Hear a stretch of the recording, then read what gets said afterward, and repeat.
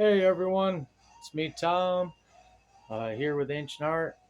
So today, upon request for some friends and some ideas that I've generated over time, I'm going to do a little bit of a video today about fossils and minerals, uh, especially the regards of not only am I going to teach you about the fossils, I'm going to actually show you a little bit of how I make my jewelry. So that way, y'all can see it and enjoy it.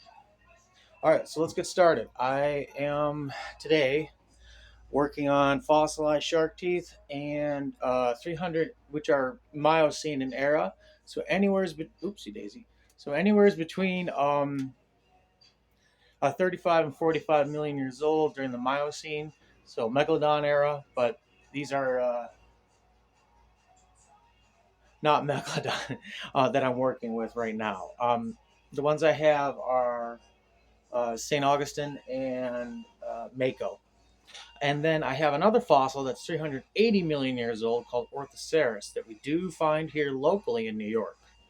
Um, to be frank with you, the dolomitic limestone is pretty weak here. So unless it's been completely replaced by quartz and then inside of a semi-igneous volcanic rock, you're not going to find too many, unless you do find them in the dolomitic limestone, but they are impossible to prep and turn into what would be considered world-class, fossil mineral prep and jewelry. So I will stop talking in a little bit and show you guys how it's done for me making these things, making it happen. All right, here we go. I'm gonna switch the screen. If I can figure out how to do it. Oh boy, I might have to make an edit. What's this? No. Okay, I'll have to edit this together, no problem. All right, so folks, next video, I'm gonna edit them together. All right, here we go.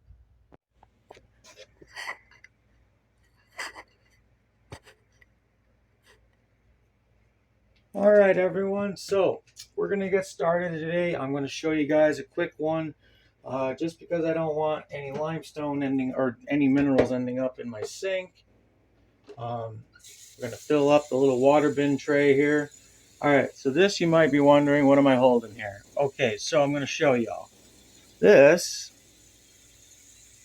come on now, there we go, is a world-class, come on now. All right, world-class orthoceras. It's a type of cephalopod. So what the patterning you're seeing is the shell or enamel left over from the cephalopod that lived 380 million years ago. So the only thing that fossilizes is the shell, and very often these beautiful Devonian Era orthoceras fossils are 380 to 340 million years in age, Devonian Era, and they're really remarkable. We find the exact same fossils here in Western New York, but we also find these fossils, the exact same species, in places such as Morocco and South of Morocco specifically.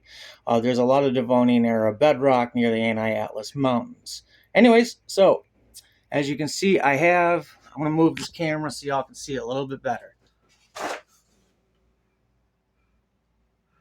So this is what I'm working with. Oh, focus. Come on now. All right, so as you can see, there's a high amount of quartz in this, a lot of silicates with limestone. As you can see, I did pre-start it just to get it, so I don't have a blowout during the video. If you do not do this the correct way, this will explode. So I'll show you the correct way to do it. All right. So all you need really is your tools, Dremel, high-speed Dremel. Anyway, and you need a lot of water. So I'm going to go ahead and start doing this. Hopefully you can see. I hope you can. So what I like to do is, like I said, I pre-started the back. So that way when I put my Dremel tip to it, it's not going to shoot all over the place. All right, here we go. Sorry for the noise.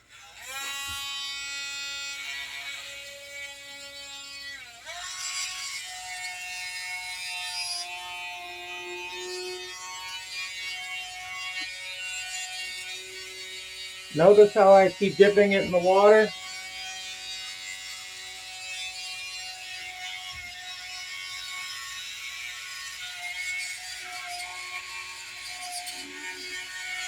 So what that does is it removes the excess sedimentary limestone. Oh, there we go. All right, put the Dremel down, wash it off, give it a good little pat, blow it out, clear the water and everything. All right. All right. So let's do this. There we go. All right, folks. So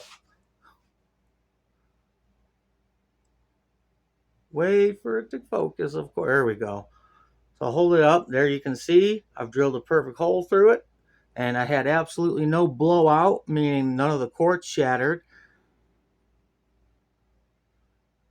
There we go. All right. Now I'm going to show you what these look like when they're finished.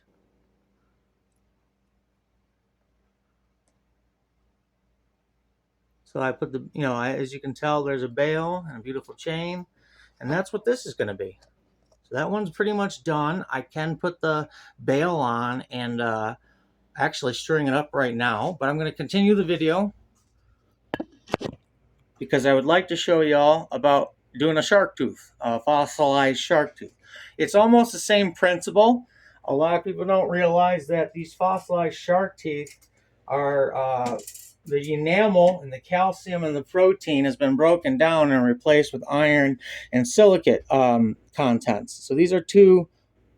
I'm trying my best, folks. There we go. And they're not focusing. There we go. So they're pretty nice, but as you can tell, boy, it's so hard to do this. All right, as you can tell, there is a boy. It is just not working out with me with this tooth. There we go. Come on. Good Lord, focus for darn sake.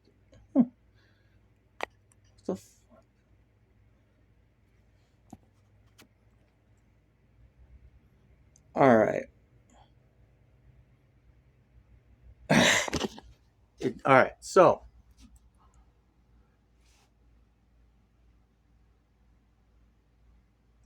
all right, now you can see. All right, so this, sorry. There we go. So this tooth's great, but you can see, I wish it would stop doing that. There we go. So you can see off to the left, there is a section, or even off to the right, obviously, but that is not equal to the rest of it. It's going to throw it off as a necklace piece. So I'll show you what to do with that. So a lot of people go, boy, how do you make these work when you get a broken tooth? So I'll show you. It's not that difficult. Take some heavy-duty pliers, electrical pliers. Grab part of the tooth root that you don't want. And literally,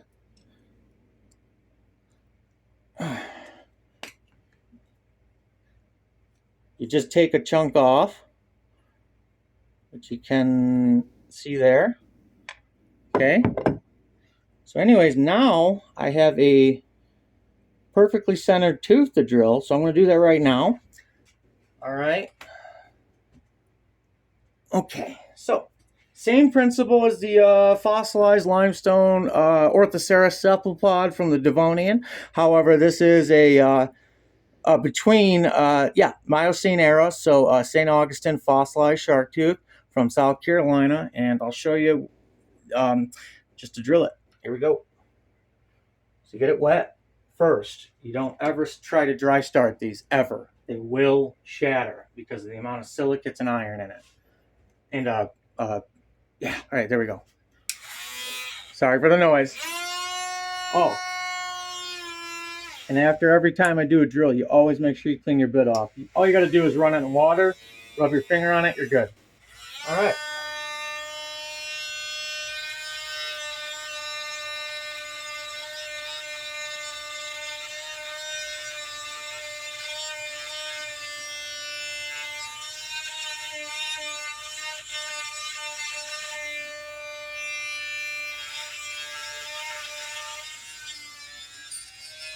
There we go. And you have to go slow with these. You cannot force it.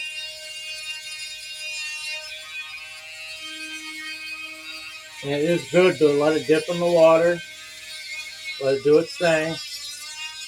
Wiggle it around a little bit so that you don't have a blowout when the bit does go through, which it's about to. Oh, there we go. Excellent. And if you want, you can always touch up the outside, but start it at a low speed. You don't need much. All right, it's cleaned out. Let's wash her. Give it a cleaner out. All right, let's check it out, folks.